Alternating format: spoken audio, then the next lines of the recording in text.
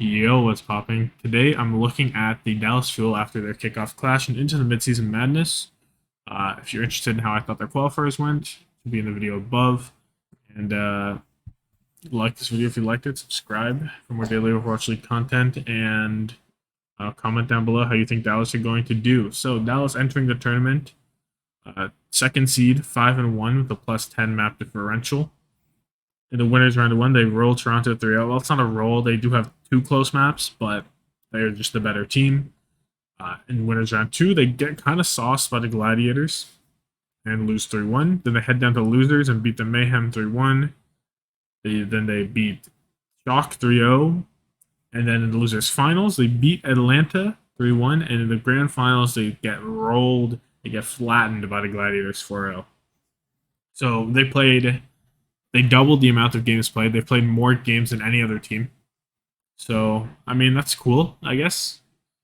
But I guess it doesn't really mean a lot, but it is cool.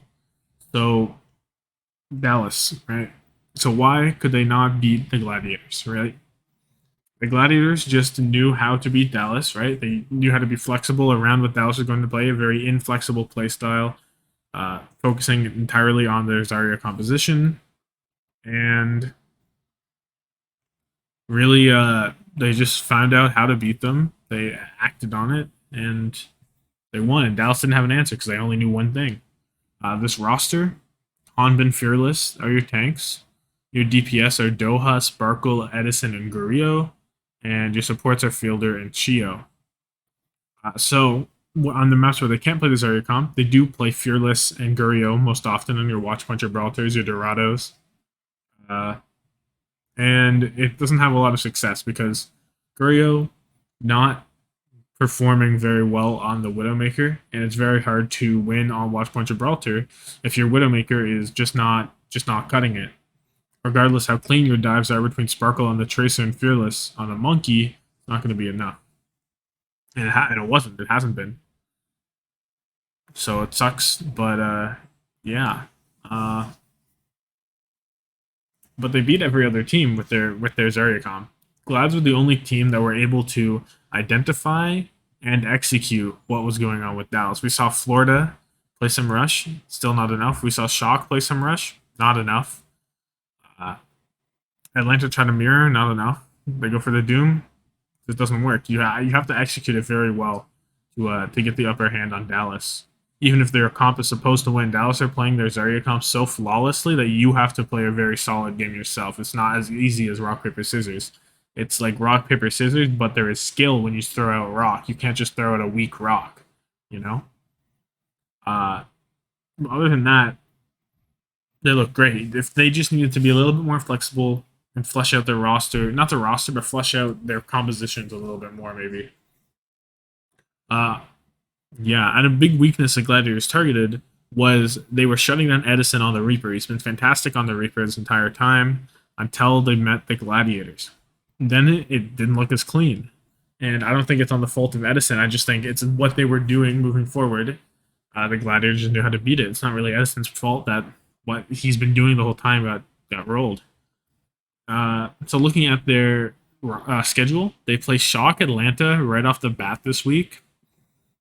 I do think that if there is a meta shift and the Zarya gets left behind, we'll know right here, right away. If Dallas continue to play it, if they don't play it, it's already a sign. But if they do continue to play it and Shock and Atlanta find a way to break past it, whether it be a double poke meta with like a Bab Zen or something, or I don't know, whatever it is.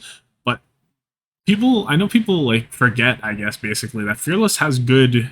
He's a good every tank, right? His ball is good, his Rhine is good, and people still think he's just like a monkey player, but he's just not, right? He's proved himself in tournaments that he is good at the other guys. People just forget about this.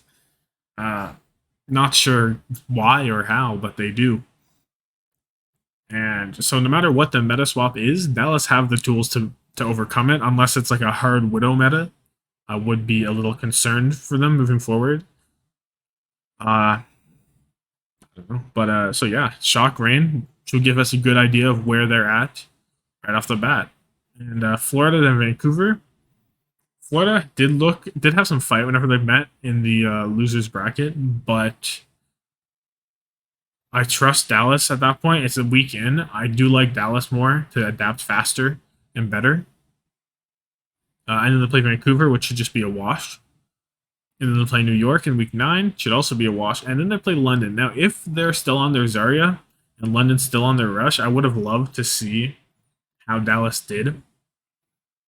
And if London could come on top, because I feel like London still had a stronger rush than the Gladiators, maybe because I don't know, it was just more well practiced.